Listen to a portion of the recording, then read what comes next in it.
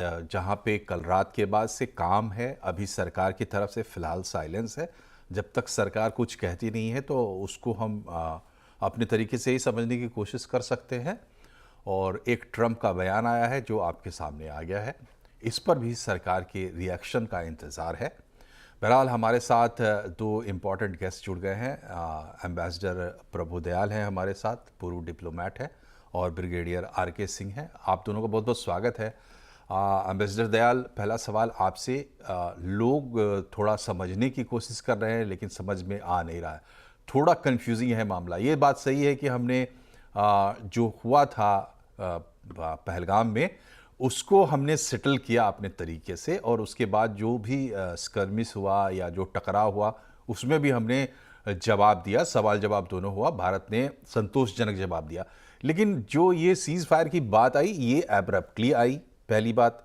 दूसरी बात, कल रात को थोड़ा इसमें ऐसा शुरू में लोगों को लगा कि ये वायलेशन है। बाद में सरकार ने साफ किया कि जो अंडरस्टैंडिंग बनी है उसको इन लोगों ने वायलेट किया है, तो जाहिर सी बात है उसको लेके चिंता ज़रूर थी।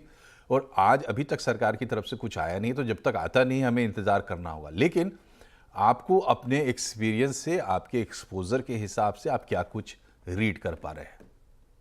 मनोज जी, बहुत बहुत धन्यवाद अपने चैनल पे बुलाने के लिए।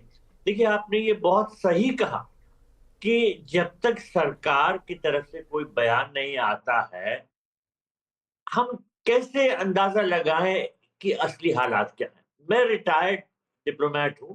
मैं हमेशा ये देखता हूं कि हमारी सरकार क्या कह रही है और उसी से पता चलता है कि हमारा व्यू पॉइंट क्या है। लेकिन आपने डोनाल्ड ट्रंप के इस बयान का ज़िक्र किया।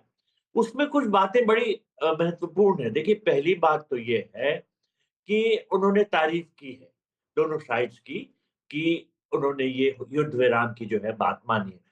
डोनाल्ड ट्रंप ने ज़रूर पाकिस्तान पे बहुत दबाव डाला है और मेरे विचार में जो ये आईएमएफ की तरफ से $1 बिलियन का लोन परसों पाकिस्तान के लिए मंज़ूर किया गया है, ये इस शर्त पे ज़रूर दिया गया है कि भई पाकिस्तान जो है वो डोनाल्ड ट्रंप की बात माने।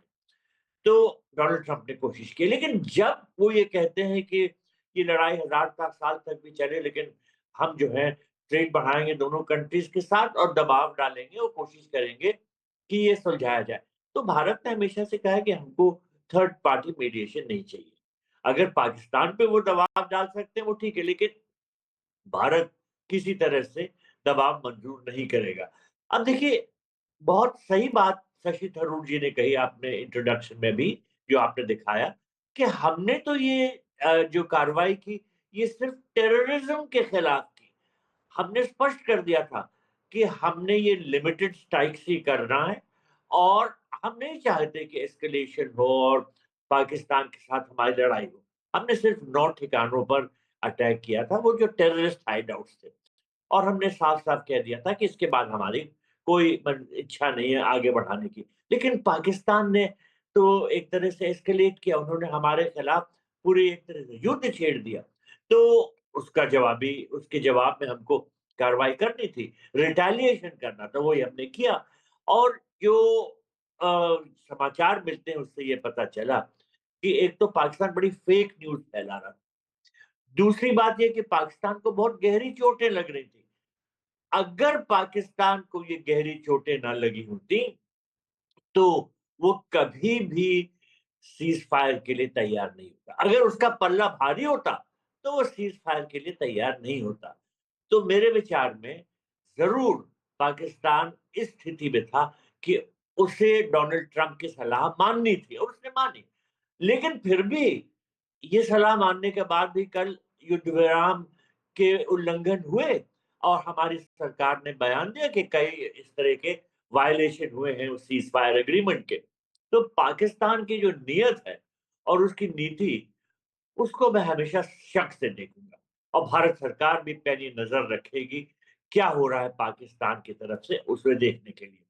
मेरे विचार में जो ये टेररिज्म के खिलाफ हमारी लड़ाई है, पाकिस्तान में जो टेररिस्ट एक्टिविटीज़ हैं, वहाँ से जो टेररिज्म के लिए बेसिस बनाए गए हैं, वहाँ जो संगठन है, चाहे लश्कर-ए-तैयबा, जैश-ए-मोहम्मद, हिज़्बुल मुजाहिदीन, इस तरह के और भी जितने हैं, उनके ठिकाने जो बने उनको खत्म करने का काम अभी पूरा नहीं हुआ। तो टेररिज्म के खिलाफ हमारी लड़ाई चलती रहेगी। पाकिस्तान के खिलाफ हम एस्केलेट करके लड़ाई बढ़ाना नहीं चाहते।